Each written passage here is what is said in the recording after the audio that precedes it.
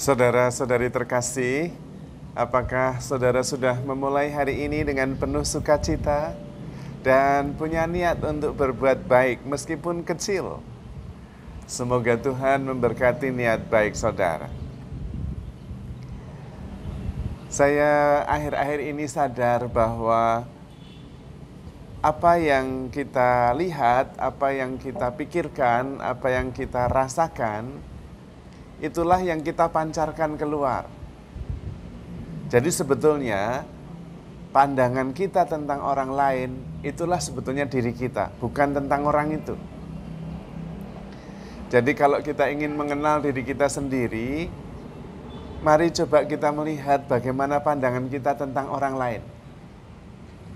Kita ambil contoh salah satu orang yang kita sukai. Lalu kita mencoba berpandangan atau berpendapat tentang orang itu. Oh, dia itu begini, dia ini begitu, dia ini. Sebetulnya ini bukan tentang orang itu, tetapi tentang diri kita sendiri. Demikian juga kita datangkan orang yang kita tidak sukai. Ah, dia ini begini, dia selalu begitu. Itu sebenarnya bukan tentang orang itu. Orang itu belum tentu begitu. Tapi itu lebih tentang diri kita sendiri. Yaitu pikiran-pikiran kita, pandangan-pandangan kita, reaksi-reaksi kita tentang orang itu. Maka kalau ingin mengetahui siapa diri kita, mari kita teliti orang-orang yang ada di sekitar kita. Ya itulah kita. Seperti itulah kita. I am is not what you think I am. You are what you think I am. Itu bahasa Inggrisnya. Sederhananya yaitu tadi bahwa apa yang kita pikirkan, kita rasakan, kita renungkan, gambaran kita tentang orang lain, itu lebih tentang kita, bukan tentang orang lain sendiri.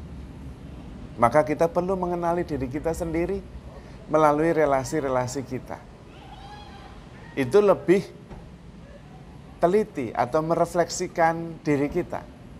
Karena seringkali kita tidak bisa melihat diri kita secara lebih jelas. Tetapi dengan bercermin kita bisa melihat.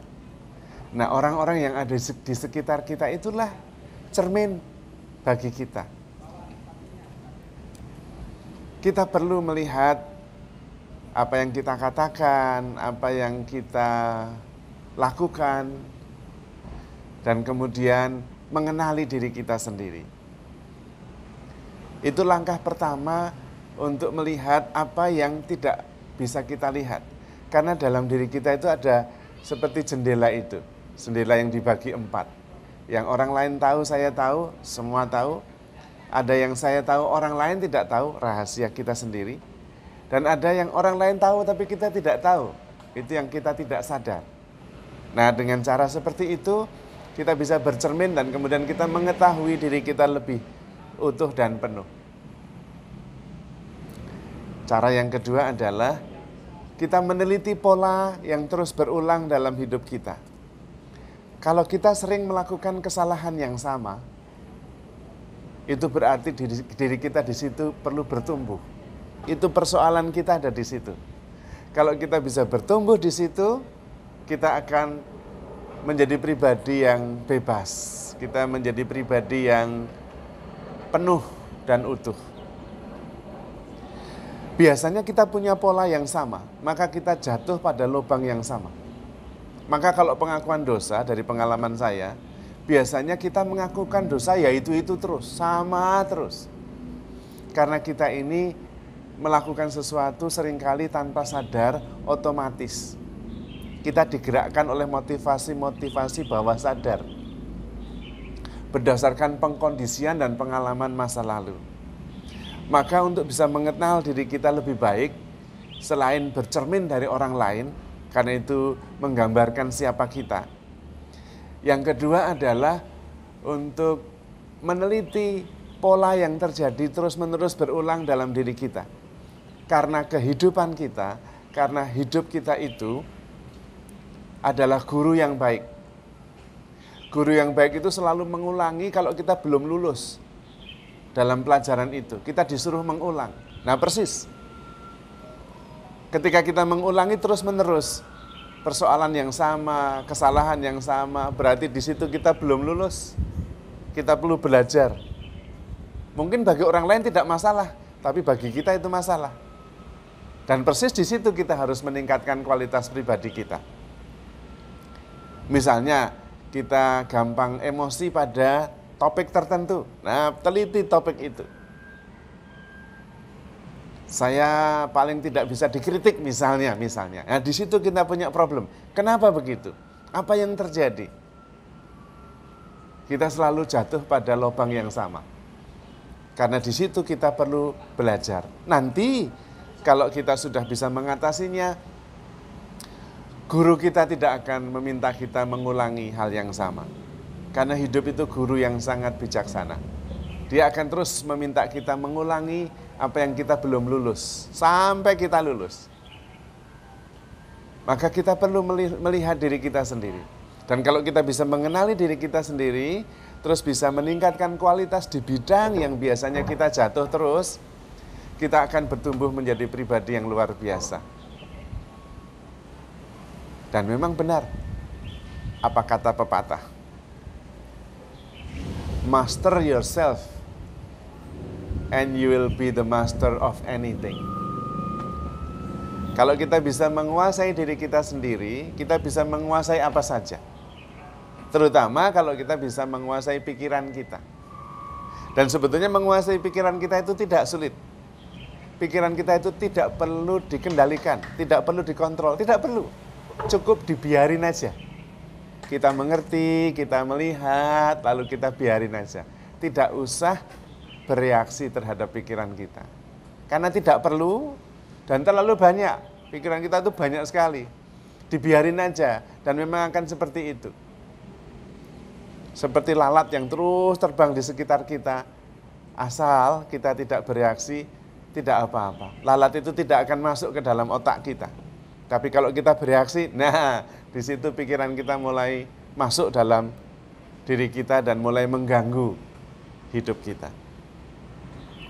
Maka kita bisa bertumbuh dalam kasih, bertumbuh di dalam harapan, dalam kebijaksanaan, kalau kita bisa makin mengenali diri kita sendiri.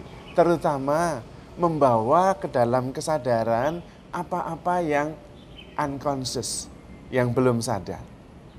Dan caranya dengan bercermin orang-orang yang ada di sekitar kita. Orang-orang yang ada di sekitar kita, ya itulah kita. Baik yang kita sukai maupun yang tidak kita sukai. Itulah diri kita. Karena apa yang ada di sekitar kita adalah proyeksi dari apa yang ada di dalam diri kita. Terutama proyeksi dari apa yang tidak kita sadari. Nah, dengan mengenali itu kita lebih mengenali diri sendiri, lebih bisa mengendalikan diri kita sendiri. Dan kalau kita bisa mengendalikan diri kita sendiri, kita bisa mengendalikan seluruh dunia. Apa saja. Terutama ketika kita sadar bahwa kita seringkali melakukan hal-hal yang sama, kesalahan-kesalahan yang sama, pola yang terus berulang. Nah, pada waktu kita masih melakukan kesalahan yang sama, di situ berarti kita belum lulus. Kita perlu memberi waktu, energi, dan strategi untuk bisa mengatasinya. Langkah pertamanya adalah menyadarinya, membawanya dalam kesadaran. Nah, kemudian dari situ sesudah sadar, kita kemudian bisa mengatasi, mengambil jalur yang lain. Kalau kita ingin mendapatkan hasil yang berbeda, kita harus menempuh jalan yang berbeda. Albert Einstein mengatakan sebuah kegilaan kita melakukan hal yang sama terus dan mengharapkan hasil yang berbeda. Ah, itu Einstein itu juga orang bijaksana. Maka kita perlu belajar. Sesudah sadar, kita kemudian bisa menempuh jalan yang lain supaya kemudian outcome-nya, hasilnya berbeda. Kalau kita ingin bertobat, kita ingin berubah, langkah pertamanya mengenali diri sendiri, menyadarinya, dan kemudian keluar dari zona nyaman, menempuh jalan yang lain supaya tidak jatuh pada lubang yang sama. Tetapi intinya adalah pengenalan diri yang makin dalam. Dengan makin mengenal diri, kita makin bisa bertumbuh, makin nyaman dengan diri sendiri. makin sadar bahwa kita begitu dicintai oleh Tuhan. Maka saudara-saudari terkasih, handle yourself with God because you are loved. Tuhan memberkati.